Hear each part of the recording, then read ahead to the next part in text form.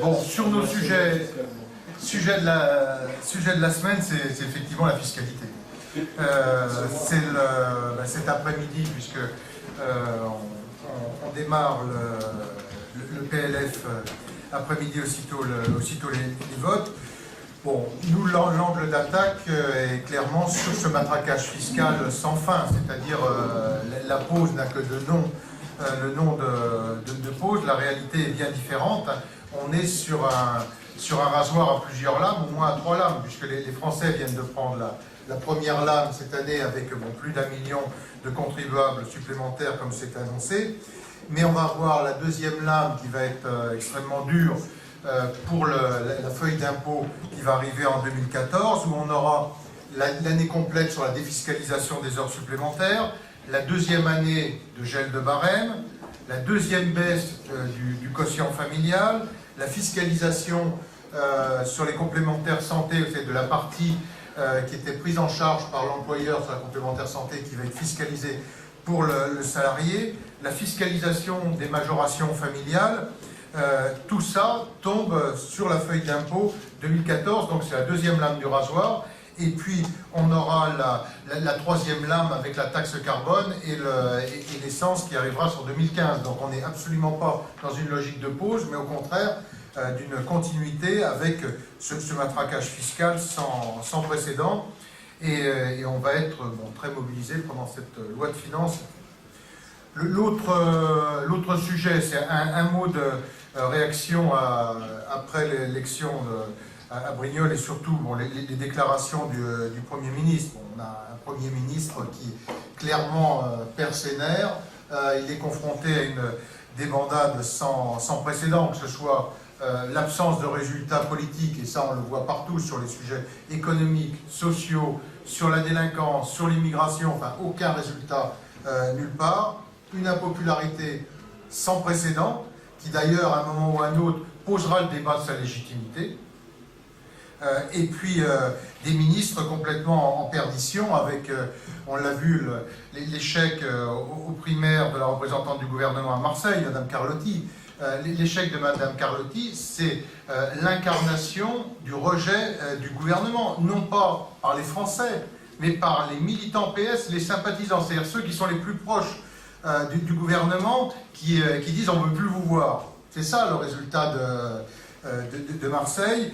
Et puis on peut ajouter à ça M. Peillon. Alors là, c'est le record avec M. Peillon, c'est-à-dire ce ministre qui arrive, qui nous pose une réforme sans concertation, enfin avec un rejet complet, puisqu'on a quand même encore aujourd'hui 80% des enfants qui ne sont pas engagés sur cette réforme et qui disent « mais vous inquiétez pas, moi au mois de juin, je serai parti, c'est les Européens. Je vous ai posé ma réforme et je serai parti avant qu'elle arrive ».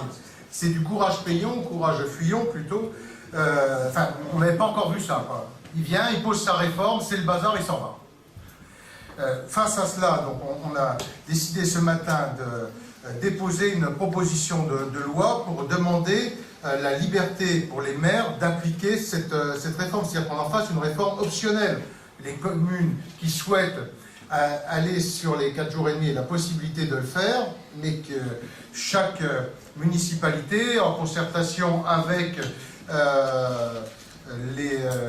à la fois les enseignants, les parents d'élèves et puis la collectivité elle-même prennent leurs décisions. Donc on déposera une PPL dans notre première niche parlementaire début décembre sur la liberté, sur la possibilité optionnelle d'organiser le temps scolaire.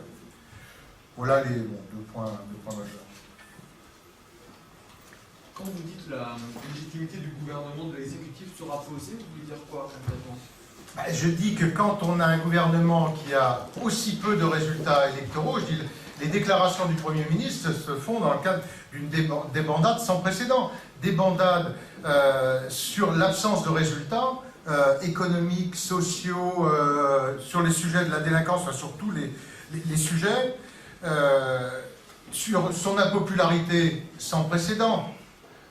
Et à partir du moment où il y a une telle impopularité, il y a un moment, sa légitimité dans sa propre majorité. Regardez sur la préparation de la loi fiscale, les règlements de compte qu'il y a eu à l'intérieur du PS. Là, ce matin, les députés du Front de gauche annoncent qu'ils ne voteront pas le budget. Ça va être la première fois, les sénateurs l'avaient fait, ça ne s'était jamais fait de la part des députés. On voit sur de plus en plus de sujets comment la majorité se fracture, et ce rejet à Marseille d'une ministre du gouvernement, c'est bien un rejet par des militants ou des sympathisants, des gens extrêmement proches. Je pense qu'il faut effectivement que le Premier ministre... Ça veut dire que vous pensez qu'il doit partir? Ça, c'est la décision du président de la République et la sienne. Il n'y a que 2 personnes qui peuvent en décider. Le Premier ministre lui-même et le président de la République. Mais c'est à eux de décider là-dessus. Moi, j'ai pas. C'est pas à nous, mais je dis que l'absence de résultats, l'impopularité et les ministres en perdition, et je ne suis pas revenu sur les couacs à répétition. Alors justement, Jean-Marc Ayrault, au lendemain de cette élection de Brignoles, lui, ce qu'il craint, ce qu'il a dit du moins, c'est une alliance entre l'UMP et le Front National. Comment vous entendez ça? On a envie de se pincer quand même quand on l'entend sur ce sujet. On est sur un canton qui depuis 15 ans est tenu par la gauche, qui depuis 2 ans, et alternativement, c'est un 50-50 entre la gauche et le Front National. Le Front National l'avait gagné d'une dizaine de voix. Ensuite, la gauche l'a regagné d'une dizaine de voix. Ça a été à nouveau invalidé. Et là, la gauche n'est même plus au 2e tour, et en incapacité d'être au 2e tour. Ce canton qu'elle détenait depuis 15 ans, et où elle était, le Front National a augmenté son résultat de 3 points, en réalité, mais la gauche est complètement explosée en plein vol. Donc il y a un vrai sujet aujourd'hui d'hémorragie, et qui vient après 8 élections partielles législatives perdues de suite, où une fois sur 2, déjà la gauche n'était pas capable d'être au 2e tour. Donc maintenant, ça devient... Après 18 mois après une élection présidentielle, je pense qu'on est dans quelque chose qui est jamais vu, c'est-à-dire une telle hémorragie électorale pour la gauche. Il n'y a pas de sujet, pas de suspicion, donc UMP, alliance avec le Front National. Nous, il n'y a jamais eu aucune suspicion sur ce point. Il faut revérifier, là j'ai plus les résultats en tête, peut-être que Bernard ou Christian les ont, mais sur l'évolution entre le premier et le 2e tour des votes blancs. On était à 0,9 ou quelque chose comme ça au premier tour, et on passe, 6,5. voilà, on passe à 6,5 de votes blancs au 2e tour. Et quand Jean-Marc Ayrault dit Brignoles n'est pas la France, Ça, il a raison. Il a raison. On est sur l'élection cantonale partielle. Ça, là-dessus, je le rejoins. Simplement, pour la gauche, c'est 8 élections législatives de suite, dont une fois sur 2, ils sont pas au 2e tour. Et là, sur un canton détenu depuis 15 ans par la gauche, c'est pas une élection par hasard. Depuis 15 ans pour la gauche, ils n'arrivent même plus à se qualifier au 2e tour. Et pour les votes blancs, il faut rappeler, on passe de 0,8, 0,9 à 6,5. Ce n'est pas les électeurs du Front National, ni ceux de l'UMP, vous l'aurez bien compris quand même, qui se sont abstenus, ou qui ont été votés blancs.